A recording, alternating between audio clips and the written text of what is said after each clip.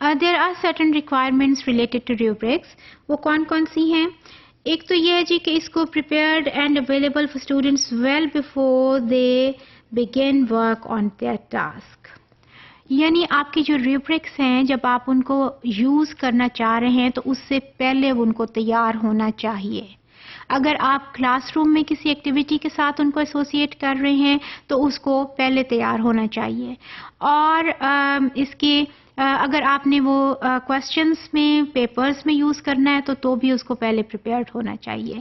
تو اس کے لیے ابھی ایک اس کے اوپر ڈسکشن جو تھی پیچھے کی تھی کہ یہ ورک لوڈ بھی ٹیچرز پہ بڑھاتا ہے. تو جو آبویسلی جب اس کی وہ یہ آپ پہلے بنائیں گے تو ایک ورک لوڈ تو ایڈ ہوگا نا, لیکن یہ اس کی ضروری ریکوائرمنٹ ہے کہ it should be prepared before when you actually use it. ایک اس کی یہ ریکوائرمنٹ ہے. اس کے بعد یہ ہے کہ discuss rubrics with students in classroom.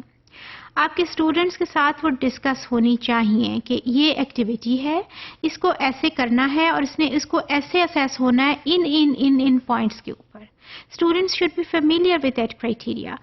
اگر پیچھے بھی کسی ٹاپک پہ یہ بات ہوئی تھی کہ اسٹوڈنٹس کو آپ پارٹی بنائیں اپنے اس میں جو ان کے ساتھ شیئر کریں.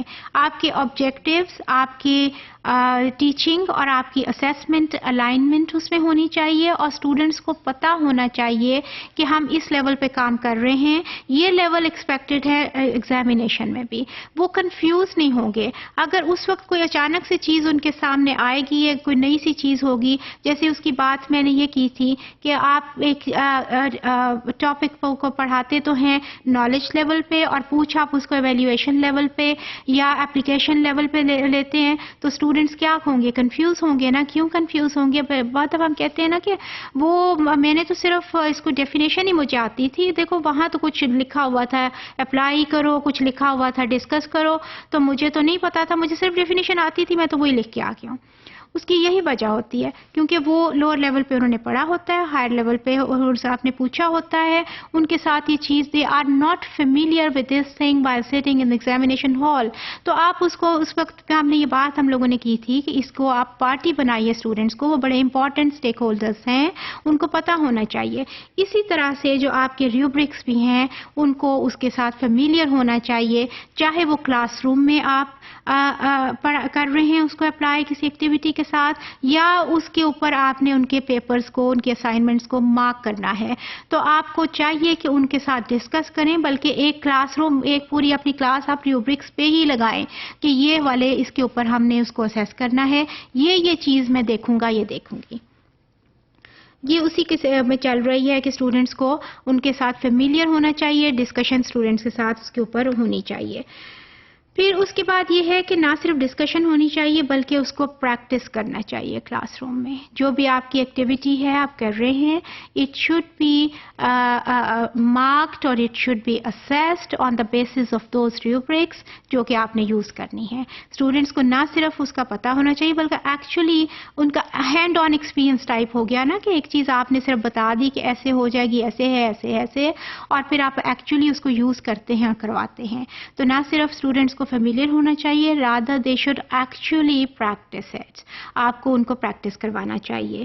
اور پھر آپ کا جو اسیسمنٹ ہے, آپ کا جو فیڈ بیک دینا ہے, آپ نے ان کی اسائنمنٹ پہ یا آپ کے ان کے ایون پیپرز کے اوپر اس کو اس rubric کے اوپر بیس کرنا چاہیے. اگر آپ کا rubric ایسے رائٹنگ میں کہہ رہا ہے کہ ووکیبلری آپ کا ایک کرائٹیریا میں سے ایک ایلیمنٹس میں سے ایک, وہ جو ایک آبجیکٹیوز میں سے ایک اسمال چنک آپ نے ووکیبلری کا نکالا ہے, تو پھر آپ کا فیڈ بیک ووکیبلری پہ جانا چاہیے. ان کا وہ جو ایسے ہے وہ ووکیبلری کے اوپر اسیس ہونا چاہیے. There must be some feedback on their vocabulary. یہ نہیں ہو کہ اس میں تو آپ نے ووکیبلری لکھا ہوا ہے اور فیڈ بیک جو ہے وہ ٹوٹل ووکیبلری کو آپ نے ٹچ ہی نہیں کیا اور کسی اور چیز کے اوپر فیڈ بیک آ گیا. نو, آپ کا بالکل یہ ساری چیزیں الائنمنٹ میں ہونی چاہیے. کوئی بھی جو پروسیس ہوتا ہے, کوئی بھی جو چیز ہوتی ہے نا اس کو ہمیشہ بیلنس میں ہونا چاہیے. آپ کا ٹیچنگ لرننگ جو ایک پروسیس ہے وہ ایک اس کو بیلنس میں ہونا چاہیے.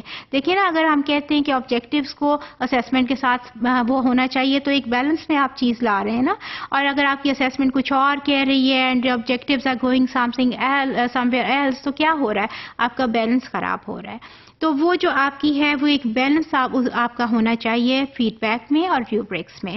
What ever the criteria have been set over there تو آپ کے فیڈ بیک میں اس کو ریفلیکٹ ہونا چاہیے. پھر آپ کے جو یہ بھی پوائنٹ ہے کہ اگر اسٹوڈنٹس کے ساتھ آپ بات کر لیں ریوبرکس بناتے ہوئے تو یہ ایک بڑی ایک اور بھی وہ ایڈیشنل پوائنٹ ہے کہ ایک ہی جوائنٹ ایکٹیویٹی اور ایک 2 ڈائمینشنل پروسیس ہونا چاہیے کہ اس کے اوپر ہمیں ریوبرک بنانی ہے. ایسے رائٹنگ کی ایگزامپل کوئی میں لے کے چل رہی ہوں بیکاز ہم سارے ایسے رائٹنگ سے فیملیئر ہوتے ہیں کہ ایسے کو اگر میں نے اسیس کرنا ہے, آپ کے ایسے کو دیکھنا ہے یہ کلاس میں تو کیا کیا چیزیں اس میں دیکھی جانی چاہیے, تو اس کو آپ مل کے بنائیں کہ اس میں یہ ووکیبلری ہونی چاہیے, اس میں بچے کہتے ہیں کہ آئیڈیاز بھی ہونے چاہیے, اس میں یہ ہونا چاہیے یہ ہونا چاہیے. تو اس کے اوپر آپ کے پاس وہ کیا آ رہا ہے, وہ آپ کے پاس کرائٹیریا آ رہا ہے ان کی طرف سے, اور اس میں پھر ہم گریڈنگ بھی آپ اس طرح کی پاسبلی اے گریڈ کیا ہو سکتا ہے, بی گریڈ. تو جب آپ فارم کرتے ہیں تو ان کو ایک پارٹی بنائیے, ان کو ایک اسٹیک ہولڈر ہیں وہ امپورٹنٹ اس سارے پروسیس کے, تو ان کو اس میں انوالو ہونا چاہیے. تو یہ ساری ریکوائرمنٹس ہیں ریلیٹڈ ٹو اسیسمنٹ.